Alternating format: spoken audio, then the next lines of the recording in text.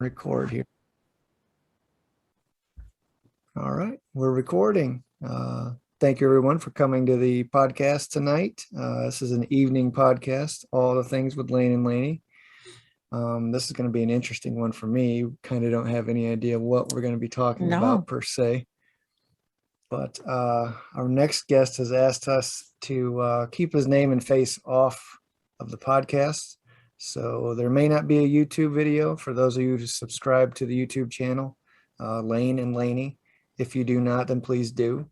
But we may try to do is when our guest tonight is speaking, he shared with me a video collage or a picture collage of his experience at what we're going to be talking about tonight. So I might flash those pictures up when the screen goes to him. So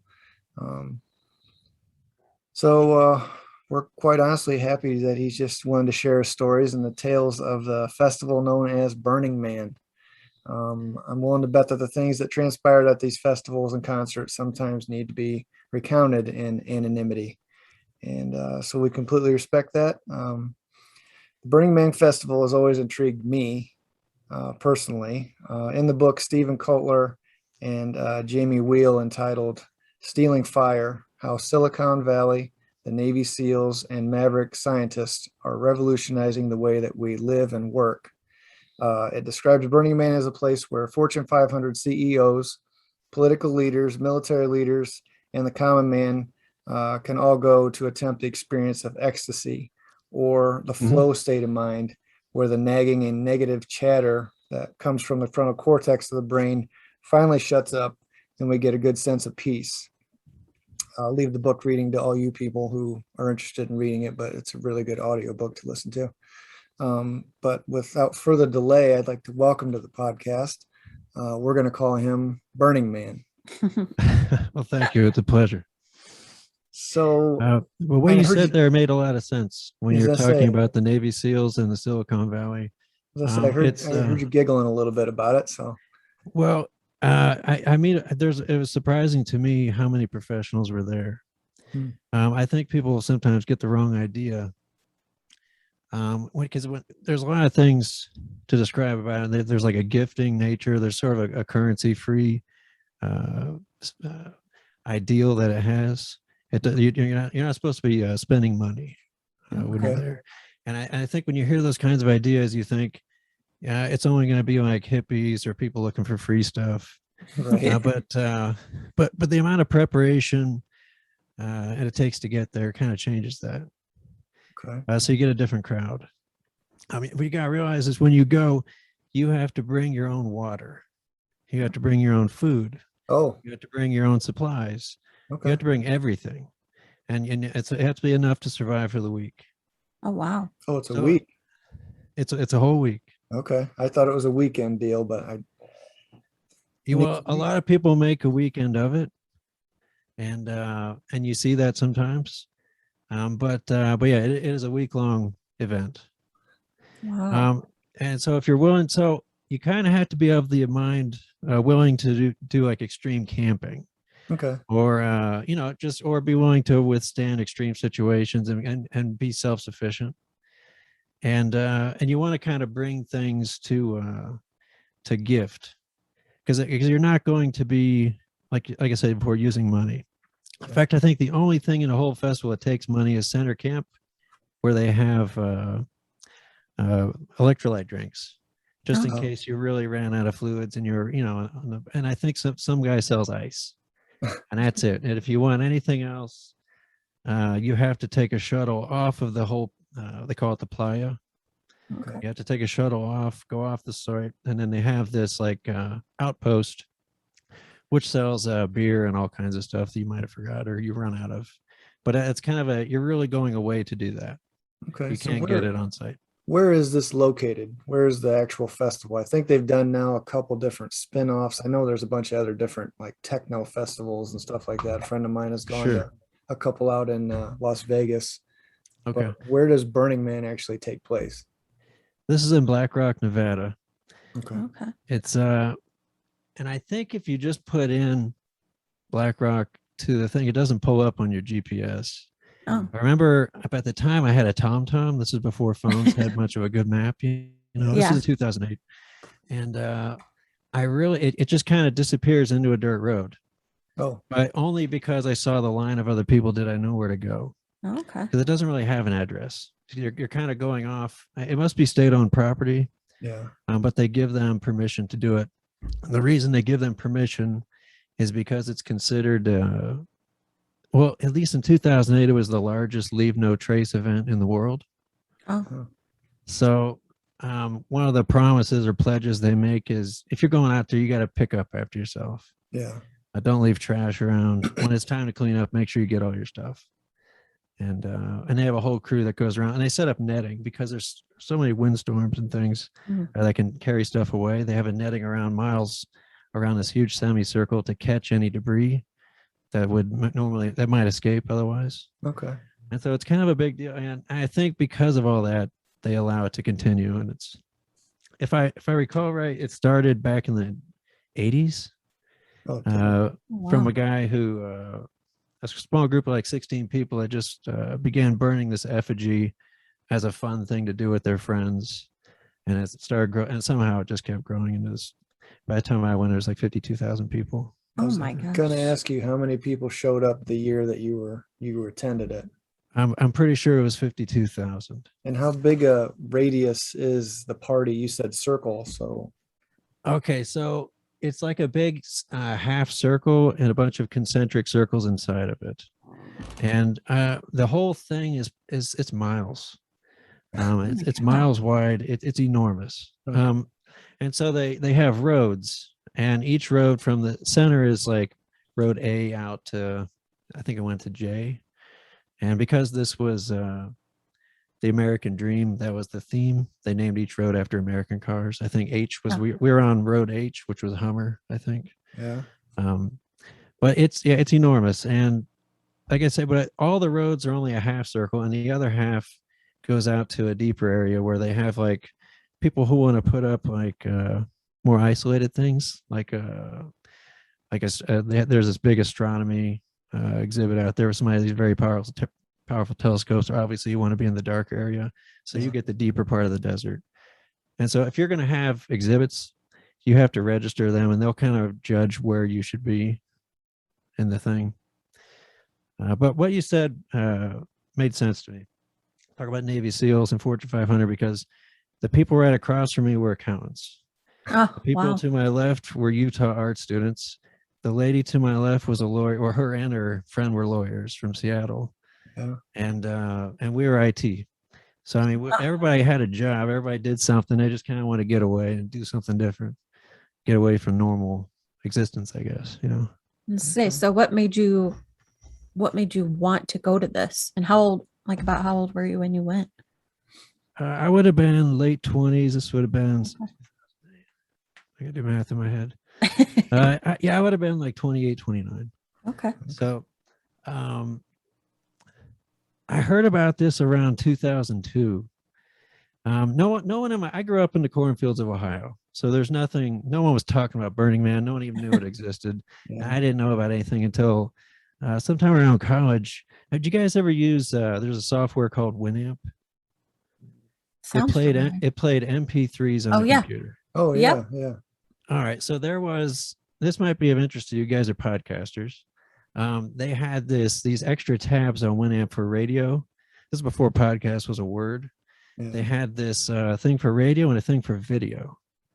And these two guys from Canada had a show called Rant Media. And I remember tuning in. I was like, what is this? I thought it'd be like digital radio or something, but it was just these guys made a show. It was early podcast, but they called it Shoutcast. They kind of adopted this thing, and they documented their trip to Burning Man. Oh, And wow. I think they went, I want to say they went 2003 or something like that. And I'd never see anything like it. And when I was watching, I mean, it was just there's like all these different shows, people talking. I think Ram Dass was there that year. Just these bizarre figureheads and characters talking about any kind of interesting thing and all these stuff going on. But I remember watching it and thinking it looked fun, but nothing I would ever do. Right. But then around 2008, my brother was going to get married, and I was single at the time. And he made me his best man. I'm trying to think, what could we do? What's the craziest thing we could end up on a road trip? What's the most bizarre place we could? And I couldn't think of anything better to try this. Oh, wow. But it was very on a whim, but it's kind of expensive. I found my receipt from 2008. Did you? And it was $612 for 2 people. Okay. That's not. But for a week, it's For a not whole too week, bad. But yeah. But I mean, I think maybe people would think it wasn't much, But Well, back then too. I mean, yeah. But I mean, it's not. It wasn't a bad thing. It was, but so it was just you and your brother that went. Correct. Correct. Okay. It was me and my brother. Well, here's the thing. I started calling up all my friends and say, "Hey, there's this thing. We're going to take a road trip down to this place in the middle of the desert." Like, what are you talking about? We're not going. It's too much. And half my friends already started their families. Yeah. And this is just completely out of the cards. I mean, and today there's no way I'd be able to commit a whole 2 weeks to something this, strange. So do you buy tickets to it? How do they let you in? Is it just people just coming down the same road and they just you gotta have a everybody ticket in? or you don't come in. Yeah, it's and they mailed it too. You had to get it months ahead of time. Oh, okay. And depending on the year, they sell out, and you have to kind of think about it ahead of time if you want to go. But I remember telling my brother about this, and he's like, "Yeah, there's no way. My job's not going to let me take it off." He had this really crappy job. He was still in school, and he was doing this thing with Sally Mae, where he would call up people late on their loans, and he hated this job. It was it was a miserable. People were crying all the time, Oh my gosh. because they'd be. I remember him telling me there was a particular photography school where it's like they're down $300,000, and they're calling these guys 10, 12 times a day. Right. Oh And my they're starting to God. have a mental breakdown. So anyway, his plan was, I'm just going to quit, and where I'm just going to go. So he'll work up until the point and quit. So finally, I had one person that would at least go. Yeah. But yeah, that's how I found it. It was these guys from Canada doing an early podcast like you, a video podcast. So can you describe it, the circle to me? You said it's kind of like a campground, but originally before you sent these pictures to me anyway, all I Yeah. could think of was like Woodstock, where people were just crammed On in. top There's of each other. And, rolling hills and campgrounds. Yeah. Yeah. You obviously didn't leave to go to the other areas, but people leave night by night and go to stay in a hotel, or I mean, how does No, you're there. you're there? Okay. If you leave, you don't come back. Okay. oh, If you pack up your stuff, you're not coming back. You give them the ticket, and if you don't have a ticket to come back, that's it. You had your Okay. one ticket. okay. So you have to commit to this, and you have to be prepared.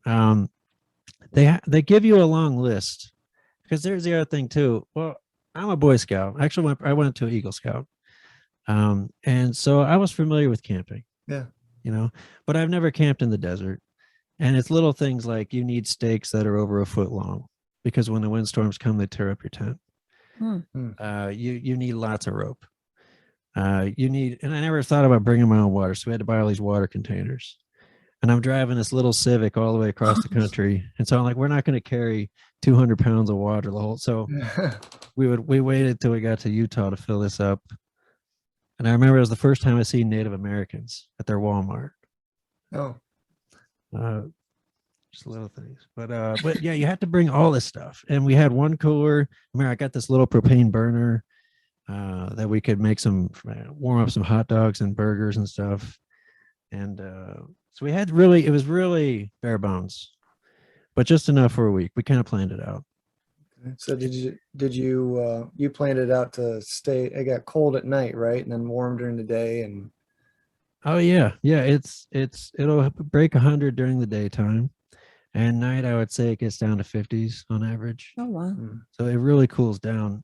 And one of the things that there's no quiet hours, obviously. right. It's just everywhere you go, there's music, there's drum beats, there's stuff happening, there's something going on.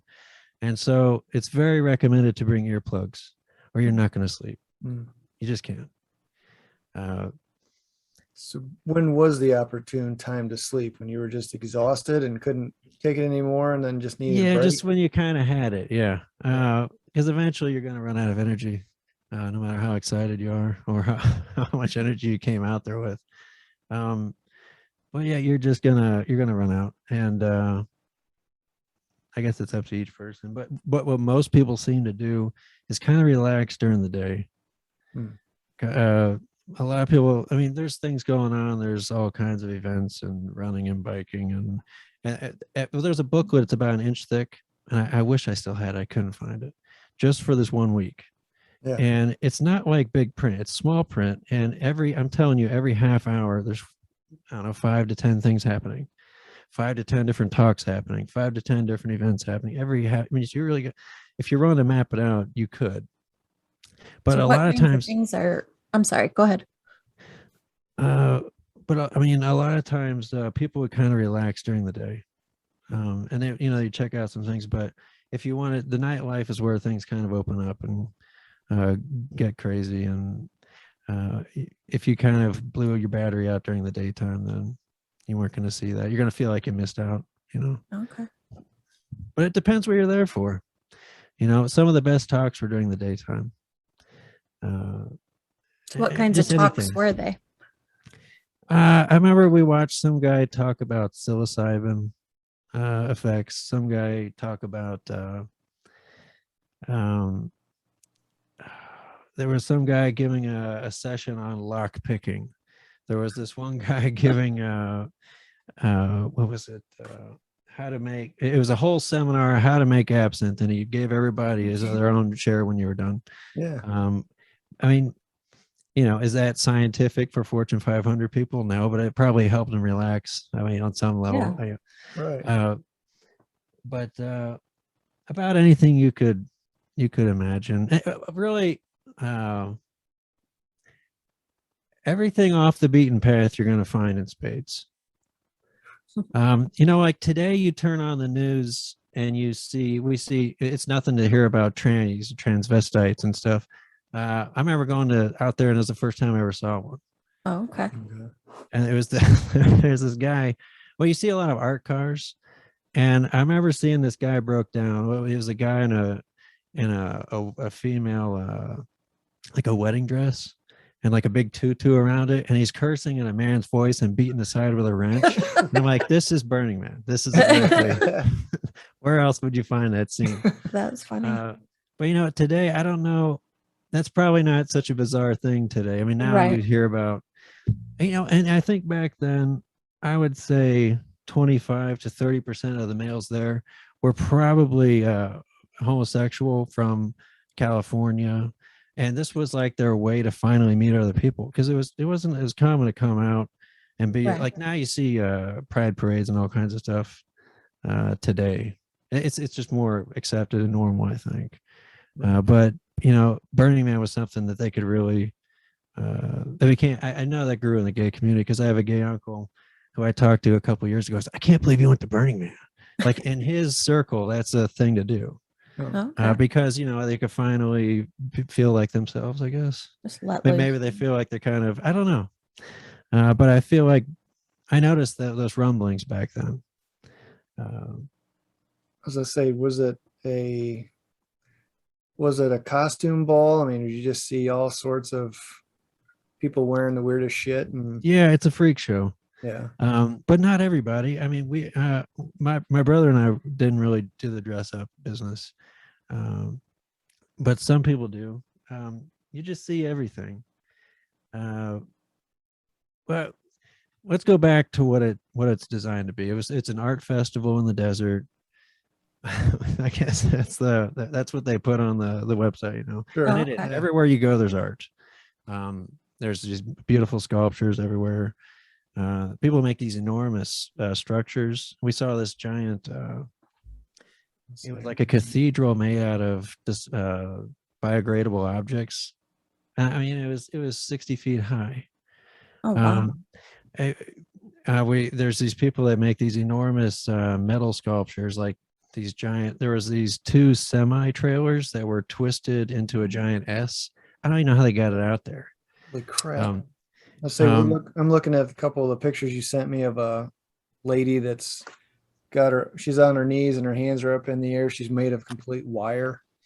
yeah, these things are very That's big. They're amazing. at Oh least my God. 25 feet up, I would say, from memory. And I don't even know how they get them out there, because when we got there on Monday, we got there at Monday at 1 a.m. Mm. And well, actually, no, correct. We got there 12 hours ahead of that, but that's how long it took the line to get in. Oh my God. It was a long, I mean, like, and the party started at the line, because here comes the music and here comes these people dancing around, like there's a pulse going on. And I remember looking to my left and feeling anxiety, because there was this camper with a flat tire, and he was pulling some art thing, and he was freaking out because he didn't know how he's going to be able to drive his way in. Oh Right. my gosh. And I remember seeing people with signs offering twice as much for a ticket. You know, they got this far, but they didn't even have a ticket, or they Oh. lost it. I don't Oh know. my God. Wow. But yeah, that was a 12-hour, very slow wait to get through that gate. And when we got there, I was looking at my brother, I'm like, look, we've been on the road for 3 days. We did stop for to eat in hotels, but I'm kind of sick of being in the car. Let's just put our tent up at night. It's like, yeah, sure, that's fine. But the wind's kicking up, and you know, when you think, well, it's dark, you just get a flashlight. But when you shine a flashlight at night and the wind's kicking up out there, you just see more dust in front of your light. Wow. It's kind of hard to really to coordinate things, you know. It just things that it's such an alien landscape. It's nothing like I've ever worked around or been in. But that was kind of the fun. I feel like this is something for the adventurous spirit, like I said, who's willing to be a part of self-sufficiency for a while. And I was gonna say, did your brother end up having a good time? yeah, Yeah. yeah. It was I a mean, good choice whole- for you then. yeah. I mean, it had ups and downs. Because there's times where you're kind of tired of it. You're kind of you get Yeah. tired. It's a lot of walking around. We did bring bikes, and that's the preferred method. But like now, like I go on the beach now, and I see the people that got these nice beach tires. They're like wide. Yeah. And if you ever try to ride like a normal bike in sand, it's a pain. Almost Yeah. impossible. It's very hard. Yeah. And so that's what we had, though, regular bikes, like mountain bikes, but and that was our main travel in and around. Because once you park your car, you don't keep driving. That's the other thing. There's no cars, there's not a lot of exhaust around. The art cars can drive, but you register that ahead of time. And bikes are your main way to get around. So is it you park your car and then what do? You hoof it to a camping spot, or how does that work? You're allowed one vehicle at your camp, Oh, at your designated zone. So you can take that, all your supplies, right to where you need to take it. Oh. And once you park, that's it until you're going to leave. And we did see people go. We had neighbors that didn't make it. Oh, really? I You think don't- it just wasn't their thing, or they were way Well, it could have burnt been out? anything. I mean, as far as I could tell, people were enjoying themselves. We had set up a nice shade structure, and that kind of became pretty valuable around our little neighborhood, because a lot of people, either they brought an RV, which you're kind of cooped up in, Yeah. and you can't really, you kind of, even if you're going to sit around and relax your afternoon, you kind of want to see around you. So an RV, while it sounds good on paper, isn't really the best way for this. So we got this. It was like a mosquito net that you'd see in the Midwest, Mhm. like a clear you could sit, but it was tall enough where people could hang around, and that was awesome. and a lot of people around us didn't think that far ahead. They just had their sleeping tent, and that's it. And so that was pretty popular. We got to meet everybody that way just because they'd hang out, and we just sit around and drink and smoke some weed and relax and have a nice conversation with people. I was gonna say I can envision you guys going out, setting up this tent, this campsite, and then is the whole point just to kind of just sit and mellow? And I mean, or do you get up and walk around for miles and just kind of get? Every day we would get out and do something, but it's such a beat down I mean, it's so hot and it's so dry. Mm. And we'd get up and we'd have our water bottle in our hand. We'd be ready to check out what's happening. And you'd walk around, and people are so friendly. There's just a lot of uh, nice people.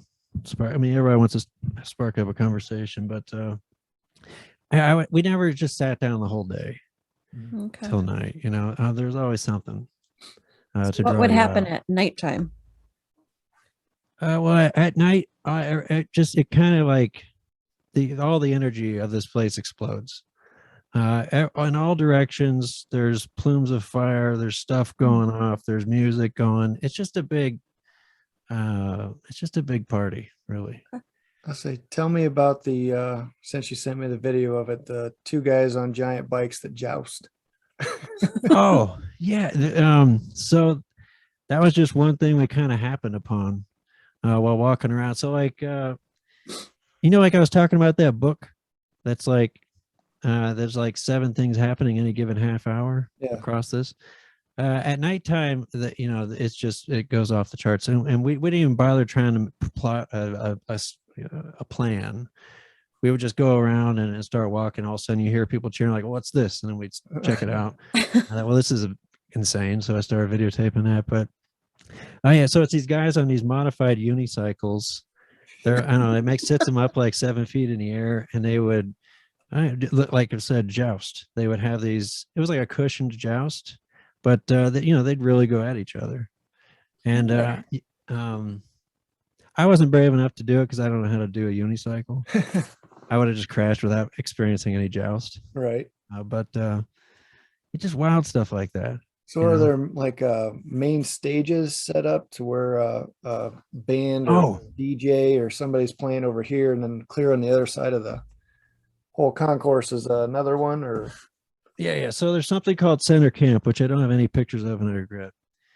Center camp is like have you ever been to like a big circus as a kid, like those giant ring top circuses? Yeah.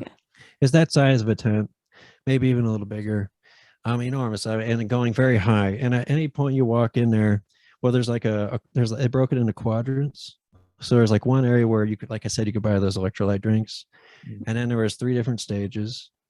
And then there was in the center, there's like all these ropes where there'd be like trapeze artists hanging down and doing like weird performance routines. It's a very visual thing. Everywhere you go, there's something happening visually. But that's main central camp. And to your question about stages, where live acts would play, that's where it happened. Okay. And that could happen. It was usually at night when you'd hear the music. We actually got to meet one of the bands. I want to say Thursday. We went out pretty deep at night into this area. I wanted to find that astronomy part. And halfway there, we're like, we're pretty tired. And I remember we met this other guys that were dancing. There's like this huge, it's almost like it's like a club with 2 giant TVs. And I couldn't believe they had this much power out there. I don't know what they're running it on. They must have had the biggest stack of batteries in series you could ever imagine. But I'm talking 2 15-foot giant screens playing this like very clubby kind of stuff. I'm not much of a dancer, but that was happening out there. And we run into this group. They called themselves the Vampirates, and it was this punk rock group out of I think it was out of Nevada, Reno. And we were talking to them. One of the things we brought was Everclear, and because my brother is from Indiana, where they can get that. Yeah. And it's kind of hard to find around the country. And he also had this like this Jägermeister concoction that he had. But anyway, that was our thing we would have. And they were packing all this equipment in their van. We're like, can we get a ride with you guys? Like, I don't know. And so we offered them some Everclear. Like, all right, come in. And so this was the first time we got to be in another vehicle. But that ended up going down to center camp, and we watched them play at one of those stages. But I remember that.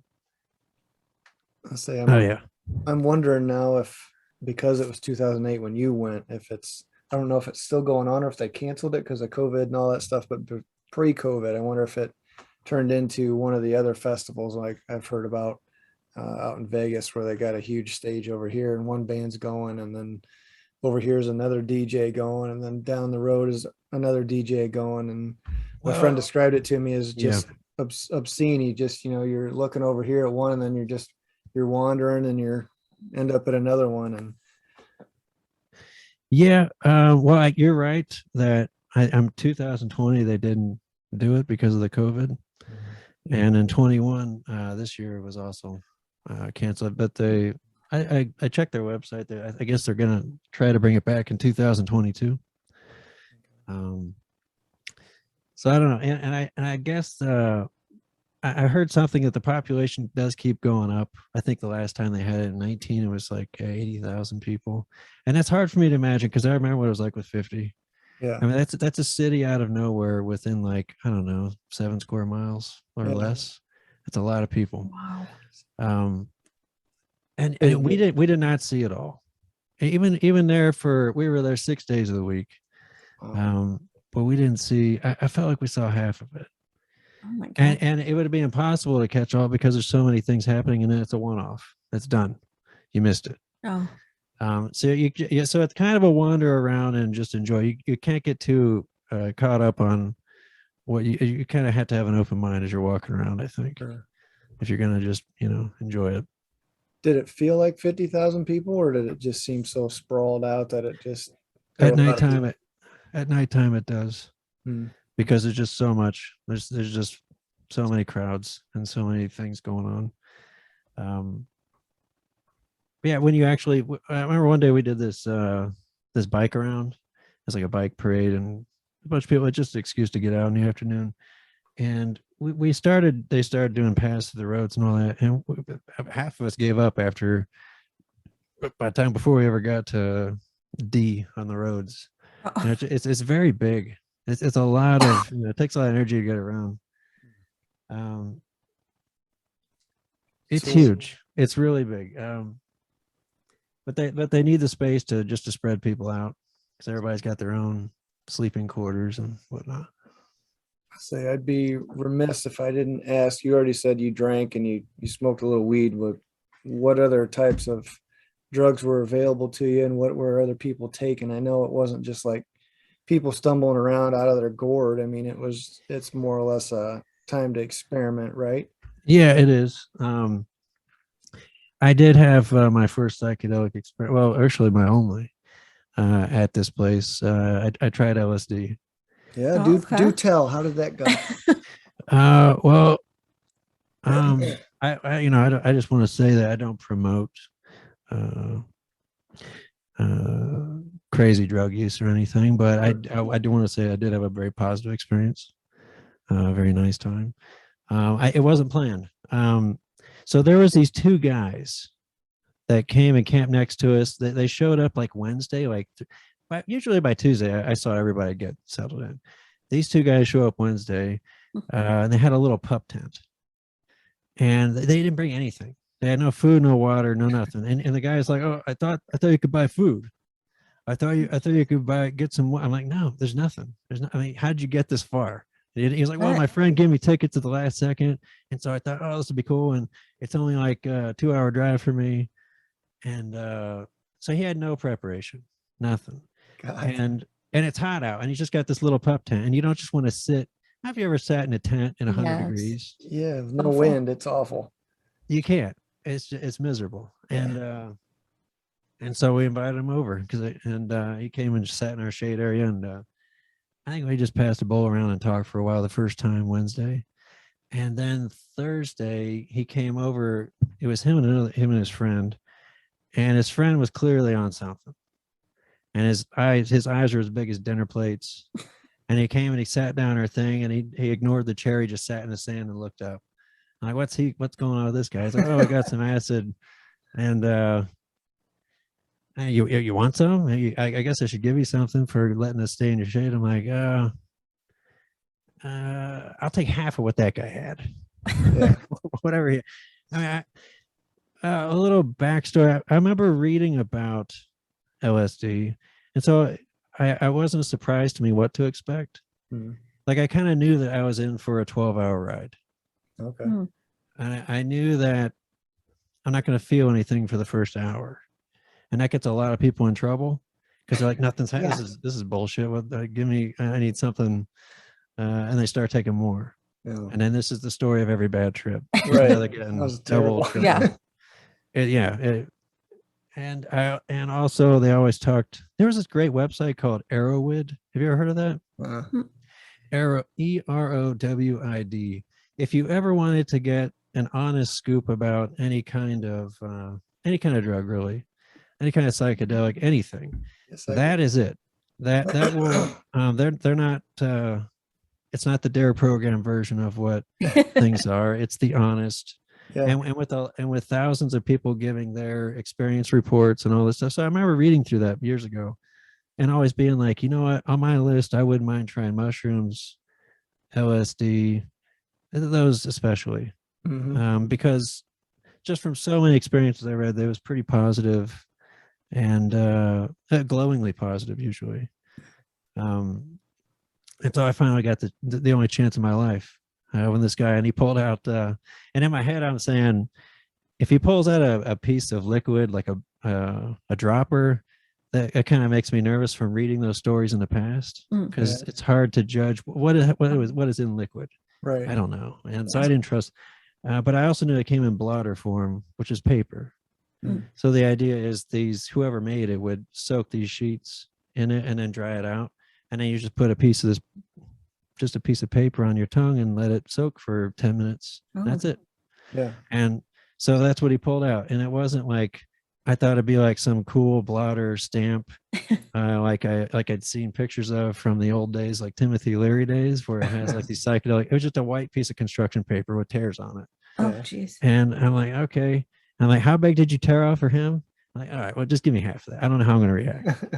And so he gives me that. And before I put it in, I tell my brother, I'm like, look, you're watching me tonight. I need someone I can trust. Right.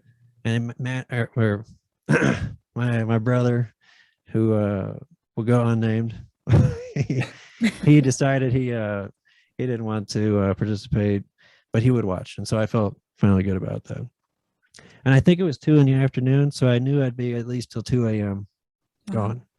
So that's kind of nice. That would be a good arc for the evening and be able to finish off and still get some sleep. Because if you take that at 9 p.m, guess what? You're not going to sleep till 9 a.m. You're just not. Wow. Yeah. You cannot sleep on acid. You're not going to take a nap. It's not like getting drunk. And I know I feel like I'm tired now. No, this is going to keep you awake, and it's going to keep your body rolling. I mean, at least that's my experience with this. But I remember I finally take it, and even though I knew it's an hour before something is supposed to happen, it still felt like I was getting gypped. As the minutes were ticking by, like 15 minutes go, I'm like, I feel nothing. I mean, as stone cold as I am right now, nothing. Yeah. And I finally, I let that soak for 15 minutes. I put it out, and those 2 guys that gave it to me, they went off to do something. And so it was really just me and Matt. And Matt kept asking me, he's like, I will call Matt his code name, okay? He's like, hey, okay, it's now. You feel something now? No. And, but I want to say around 50 minutes, I feel like there was like a ramping of excitement deep in my gut. Like I could feel like, the closest I could think is like when I was 7 years old and I was going up a roller coaster for the first time. Okay. And it's going up to the sky. And I'm feeling dread and excitement at the same time. It's this, and it's very powerful. It's like a feeling of ramping up. And I don't know how big I'm going to ramp up. But I'm not there yet, but I just know that something's coming. I could feel like something building. Yeah. And all of a sudden, like time starts to be slippery. Like I realized I'm thinking, hold on one second. Oh, I had someone was outside the door. Fine. All right. Anyway, but I remember time being slippery.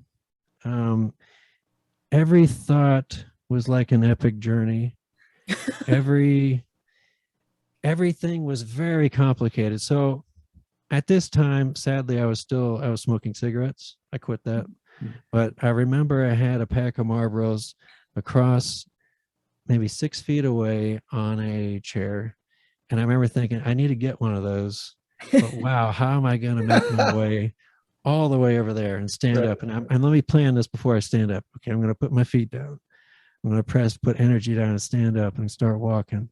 And everything was a deep thought process and a very thorough thing. And as I stood up and finally walked, it was like a feeling like there was more air in the open, like it was easier to slide between objects. I know that sounds crazy, but if it seemed like I was, even though I'd been in this tent for like 3 days, everything was new and exciting, and I wanted to explore every nook and cranny. Right. Like I just wanted to look around, and it was just very interesting. And I finally got to my pack and I sat down, and it took me a long time. I was reaching in my pocket for my lighter and trying to find stuff, and like the lighter didn't feel like a lighter in my hand. And I remember lighting it and finally taking the first toke. And when I breathed, I know the smoke is gray, but it came out shades of purple. And I'm like, wow. okay, here we go. It's now we started.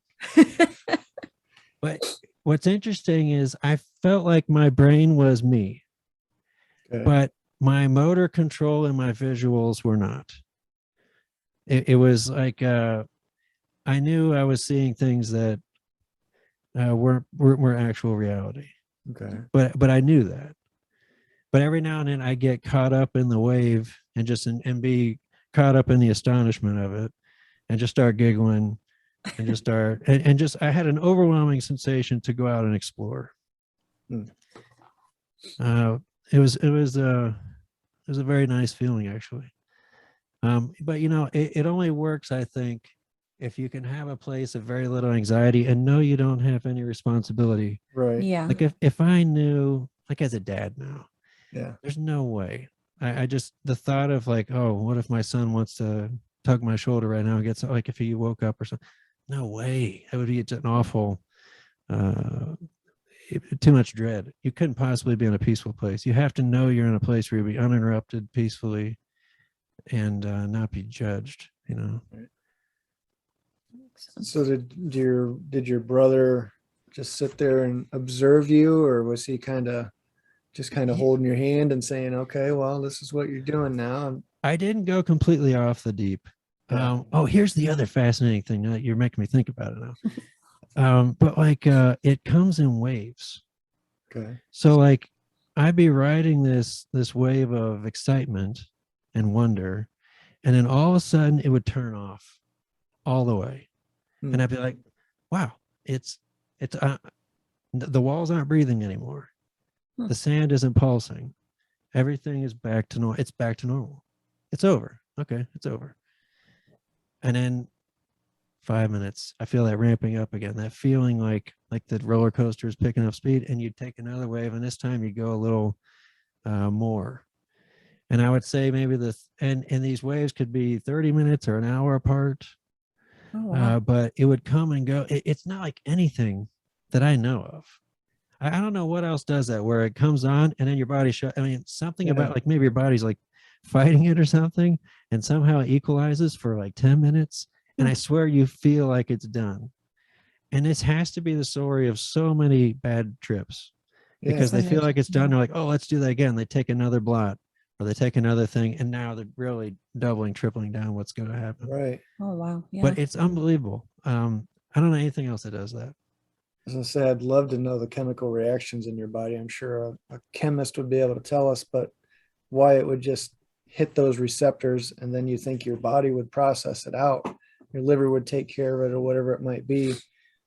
And then you wouldn't get any more of it, but for it to come back and forth and up and down like that, you think it had anything to do with you moving around? I don't think so, because the wave stopped when I was sitting still the first time. And then it came back, and I experienced these waves out when we were walking the playa too. And it didn't seem to matter what I was doing or what decided how it would stop. But I want to say, I would say at least 6 or 7 times I felt it turn off or almost all the way off and then come back again. And I would say the first time it came on was not the most intense. Maybe the second, third wave was the most, which would be probably at the 2.5 and 4 hour marks, somewhere around there. As I say, did it end up lasting as long as you thought it would? Yeah, I was not normal. I what I would call 100%. Even the next day, I felt kind of just light on my toes, light on my thoughts, lightheaded, not all the way, you know. Where I didn't even, where like, you know, someone would normally like just pass me a bowl, I'd be like, nah, I'm good. I want to relax. It was like a recovering time. And there was no feeling like, let me do that again. That was enough. Yeah. Oh, That was enough. I didn't, there was nothing inside of me that's like, let me track him down and get more. It was just this, it was a very intense thing, and there was no addiction, at least for me, like where you would want to jump back in. It was just you wanted a break. Let's say, did you come out of that feeling any type of way? Like that was took me to a different place. Now I know myself better, or you know, any type of change in you, or I felt more sensitive to other people, at least in that, well, especially in the moment. Yeah. Because like I was saying before, as weird as it sounds, I felt like my brain could still talk to myself like it should, but everything else was astonished, was crazy enough to make you kind of lose, to make you forget you still have your brain. But it was not like I lost memory and I can't remember who I am, and let's just, maybe if you took a whole lot, I don't know, but like I said, I took half of that guy who sat back and stared at the ceiling of our thing. But I remember walking out. Finally, it was maybe 4 p.m. I'm like, I got to get out of here. We got to do something, you know. And that probably took me like 10 minutes to muster up that conversation just to get that out. He's like, okay. So we head out. And I remember walking down, and the first thing that caught my eye was this guy had this big screen up, and he was broadcasting this movie. You ever seen this documentary called Zeitgeist? yeah. It's they kind of talk about the solar messiahs. Yep. And then go into 9/11 stuff. And it's very interesting. I'd seen that. What's that? It's a great movie. It's kind of very eye-opening. It is. And I remember that thing was very powerful to me, because it was kind of my intro to a lot of I guess American conspiracy and stuff like that. Yeah. And I remember that came out on Google Video before YouTube, and then Google ended up buying YouTube, and that would have had to be like 2007, like a year before this. Yeah. And so like, Matt, let's watch this for a little bit. This guy had like chairs out and everything. And normally I would just want to keep walking. But I was like, let's just relax for a minute. Let me sit down and catch my bearings and watch this wild thing.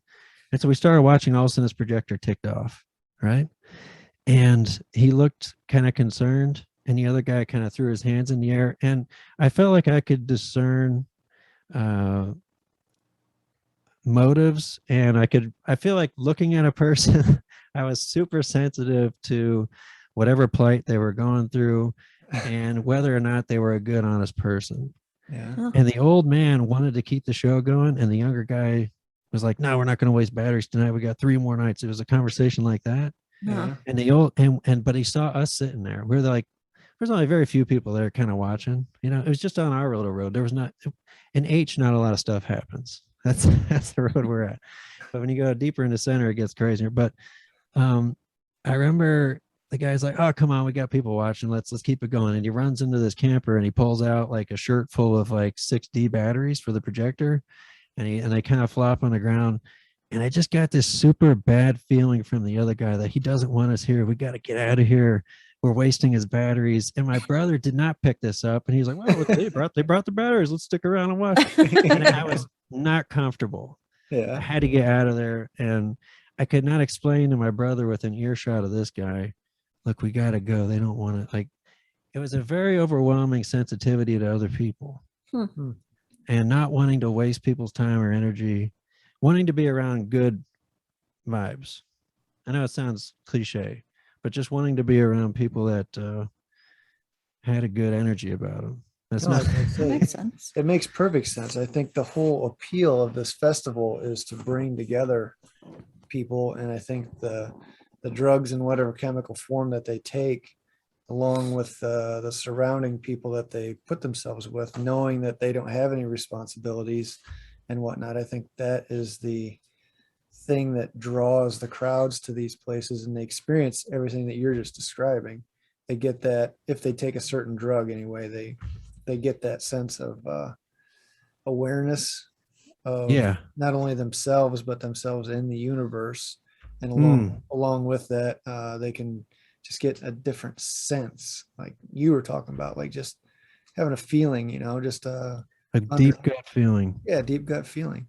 about people and about really about what they're like. It sounds insane, but like to look at someone's face and feel like what their intentions are. Yeah. And I know that's probably impossible to really do, but I'm telling you, when you have that, whatever that mechanism is, it goes tenfold. Hmm. At least it did for me. And I don't know what other people would say if they had a whole lot, but yeah, I remember just we did that. We finally got out of that situation, and the guy could tell I was messed up, and he's like, "What do you got going on?" And I said, "That's how I took some LSD." He's like, "LSD, all I see around here is weed." And again, his bad energy is like he was kind of angry. Yeah. It's like, why not me? Why not me? Why didn't I get something? And I just had to get the hell away. I don't even think I finished the conversation. I think I just turned around and started walking. I just couldn't take it. Yeah. And it's not like me to just turn around and kill a conversation. But yeah, we ended up going to this other place, and it was this super hippy dippy thing. It was kind of more central now. And it was there's a lot more lights, and there was like this tent, and it was about scars and these pools of green. What? Like these pools of green juice. There was the scar lady. So the scar lady, you'd kind of walk up, and she's like, "Tell me, do you have any scars?" And I said, I had a bad case of chicken pox when I was 7, and I had some marks on my back from that. And she's like, "Take your shirt off." I'm like, all right, whatever. And I could just tell by her vibe she wasn't like a bad person. Yeah. So I was willing to go along. And she got out this paint and started drawing these patterns on my back, like around where maybe she guessed that was supposed to be. And I tell you, man, have you ever had someone paint on your back? No. It sounds stupid, but in that mindset, there's something. Actually, the right word for that is ASMR. Have you ever heard of that? Yeah. Auditory meridian response. It's a big thing on YouTube where people will try to create bizarre situations, and it makes like the hair on your neck tingle up. It gives you like they call it the meridian response. Maybe 30% of the people are very sensitive to that. But I swear if you're on LSD, it goes to 100% are sensitive to that. And that's kind of the thing. Like, so I remember she's like painting these patterns on my on bare skin. And she's like, so tell me about this. And what do you feel about the scars? I don't even remember what I said. I was like, I hate it or something. She's like, okay, when the man burns and someday you're going to remember these scars and you're going to put that hate away forever. Something crazy like this. And she dips your hands. She had like these tubs of like green juice. And that was supposed to be some kind of cleansing thing. And while I'm doing that, somebody sprayed me in the face with water or something. It was just an assault of the senses. Okay. And then this other person came over with like, now eat this. And it was like some desert fruit flower. And I took a bite. It was like this cold, sugary, like I say, it was all the senses. Yeah. It was, and it was the perfect thing to walk through if you just took some LSD. I was gonna say, it sounds like you were meant to take it. But I mean, that, I don't know if I'm really selling the idea of Burning Man to people. It's very strange, but I feel like if you're looking for an adventurous escape from normal existence, it's going to be hard pressed to find something more bizarre or strange. If you're an explorer of the strange, this is it. I was gonna say, you brought up the website that I'm definitely going to check out, because I've got this question I ask everybody. It's a social experiment that I created myself, that if you could take any drug out there, feel its effects and know that you weren't going to be addicted to it, would you end up taking? What would you end up taking, and would you end up taking all this stuff? Oh, I can give you that answer. 5 dried grams of psilocybin, what Terence McKenna called the heroic dose. What's that? Why that specific amount? Well, there's this guy. Have you guys ever heard of Terence McKenna? I don't know if he was in that Stealing Fire book or not. Well, he was a very interesting character. He had some quackery to him, but here's the thing: no matter, he was a true genius. His early life was a botanist, and then what totally derailed his normal existence was like an extended trip to India, and then he went to the Amazonian rainforest for an extended period of time doing research on botany, trying to find rare plants. And when you're a guy trying to find rare plants, eventually someone puts psilocybin in front of you, and that kind of changed his whole life. Yeah. But we're talking about a person who was obviously a genius. When you hear him talk, people call him the bard, just because he can kind of weave you into, even if you're sober, he can kind of, he is a silver-tongued devil, man. Wow.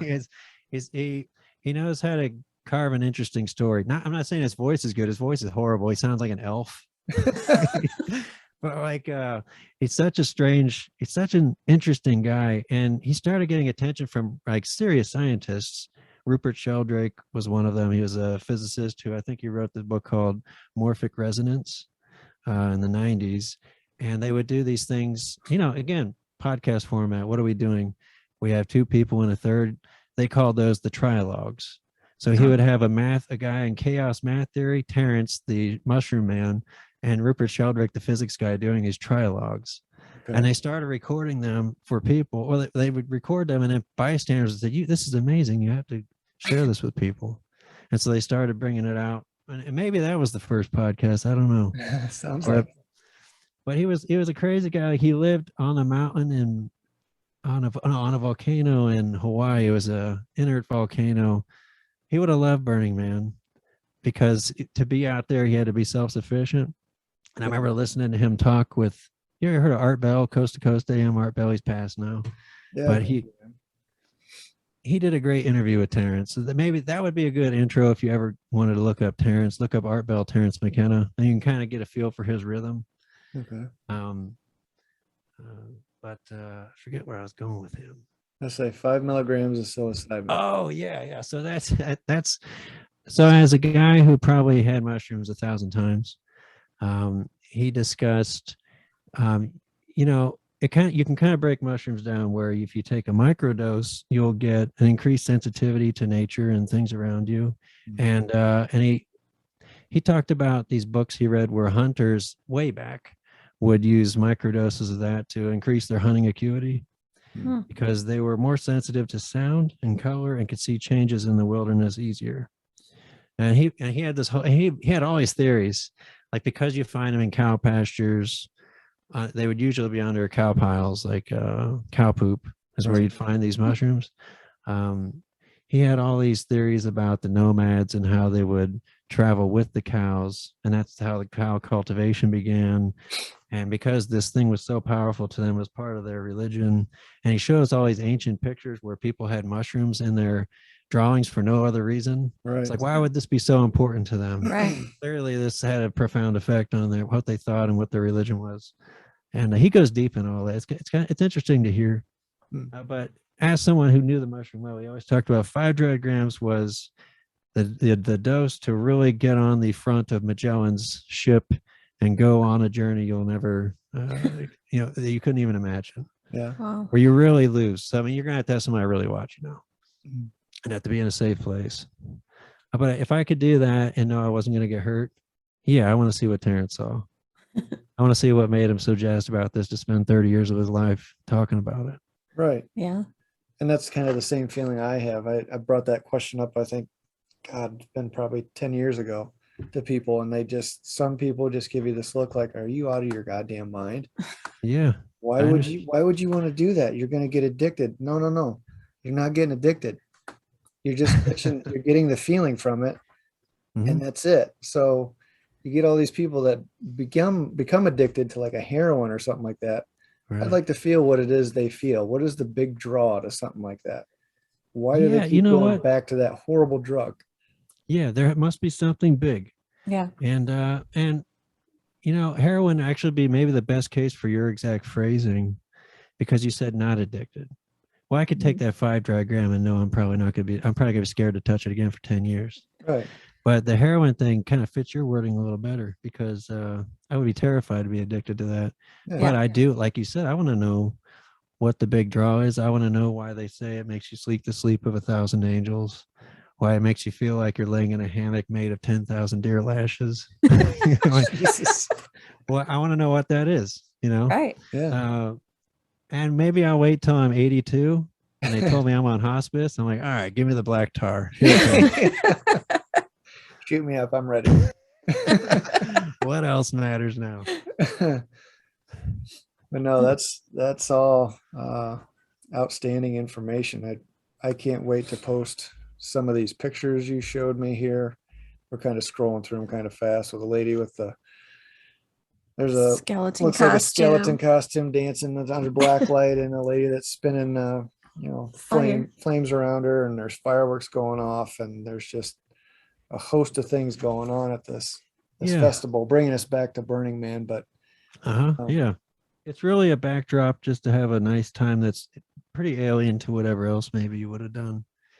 Because the other thing, I didn't really bring it up, but there's they really want you to not show brand names and labels while you're out there. So like, you know, you have an Adidas shirt on, that would be kind of frowned upon if you just kind of walked around with that. Oh, really? Just because they don't want to be reminded of the old world. Sure. And so you'll see a lot of people come with campers and trailers. They're going to block that up.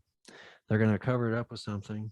And I think I put in one picture of my neighbor. They make this, this goofy thing where it looks like some people make mannequins making out over the top of the trailer. Yeah. That's just an effort to conceal the logo, because you're kind of told ahead of time, hide the logo in any way you can. Don't remind us of the old world for 1 week. And, and you combine all those details together. And if you want to have a psychedelic experience, suddenly you're lining up all the things and pushing it through. You're getting the exact scenario you're never going to see anywhere else. You're in the desert. That's already unusual. Yeah. You're around people dressing in very unusual ways. You're hearing music maybe you've never heard before, beats you've never heard in music before. Scenes of fire and color in every direction that are just unusual.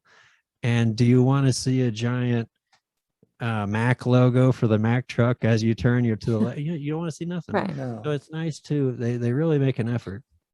That's and on pretty that, cool. well, it's the only thing like it is that I know of.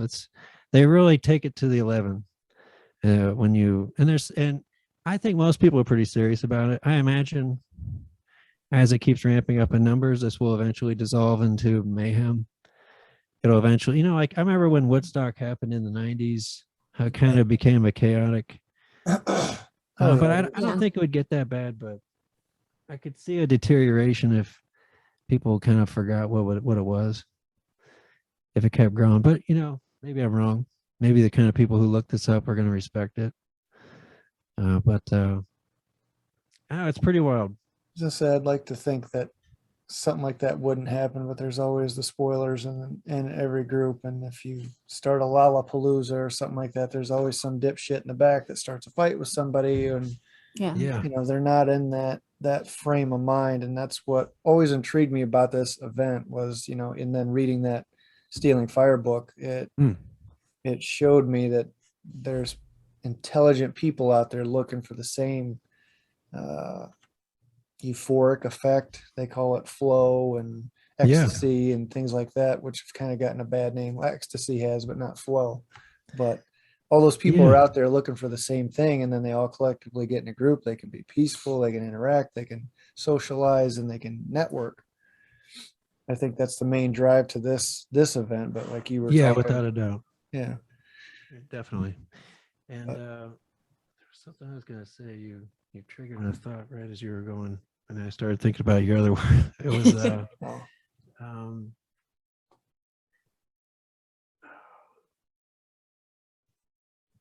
but yeah. I never saw a fight. I saw people get angry at their art cars breaking down, like the tranny that was pissed Oh. off. But I never saw violence, anything weird like that. And something else, there's no police. No? Oh wow. There's none. They have some rangers that agree to spend time there. And if you get in trouble drug wise, if you feel out of control or maybe whatever, they have sanctuary spaces, which are just very calm, and they kind of try to mute the sound around. But yeah, I mean, where are you going to find that? Where are you going to find a campground with no, I mean, there's just nothing else like that. Well, I'll ask you this. It's kind of like my last question. Would you ever go back and do that again? Not, as I say, you're a dad now and all that, as we're parents, but would you go back and do that? Yeah, if my wife was down with it, I would, but it would be like later years. Yeah. I wouldn't even want to have to explain it to my own kids. It's so strange. But I guess if they're old enough, it wouldn't matter. I saw a lot of older couples there who are clearly, understand that maybe this is the last frontier for a hippie experience. And like actually, there's a great clip in that I did have in there. It was one of the first ones. You see this guy who kind of looks like Larry talking to my brother, asking, is this your first time? Oh wow, like you're in for a treat. Oh yeah.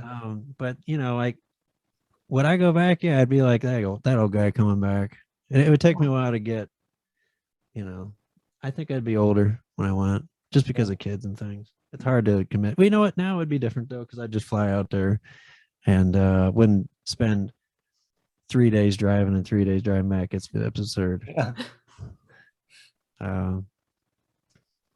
I know you definitely answered a lot of questions I've had about it, and just kind of reiterated some other things that I've heard about it. So I don't know. Open my eyes up, because I didn't know hardly anything about it. So Yeah. that's pretty cool. Well, thanks for inviting me out. This is it was nice to communicate about it. I'm a naturally private person. I don't do social media or things.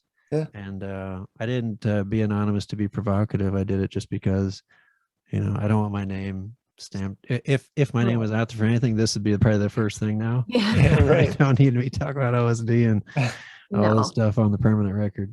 But yeah, it was very nice to share with you. Yeah, And, we appreciate it. Appreciate you taking your time. And I'm glad you I got feel like as soon as we hang up, I'm going to have 7 more things. Oh, we should have talked about this. All right. Well, you can send them to me. I can't imagine how I'm going to stick them in the video or the audio of this. So, but no, I'm glad you got to relive it a little bit. It's one of those, sounds like one of those events that you're just kind of forget about. And yeah, I did that, but yeah, you never really sit around and talk about it with anybody. Yeah, that to me, that was a special summer, because it was a summer where I kind of started working out and I got myself in a good mental place. And I went skydiving with some of my friends. And then our connected friend here, her husband had a sailboat then, and we were going to go sailing out to Kelly Island. We were going to charter a little trip. Yeah. So I've kind of conquered the air with the skydiving, and then I was going in the water with some sailing. And then I'm like, what am I going to do for land? And this summer was like the perfect trifecta of experience, going out to Burning Man, doing all that. So that's cool. It was a nice time. That's nice. Definitely a bucket list item. Yeah. Yeah, for sure. They kicked a lot of buckets that year. Well, hey, listen, Burning Man, we're going to let you go, and we appreciate your stories, and I hope our audience listens and enjoys the tales also. But that's going to wrap it up for us, I think. And all right. We thank everybody for your time this time. And until next time. Thanks, everyone. Hope you enjoyed. Thank you.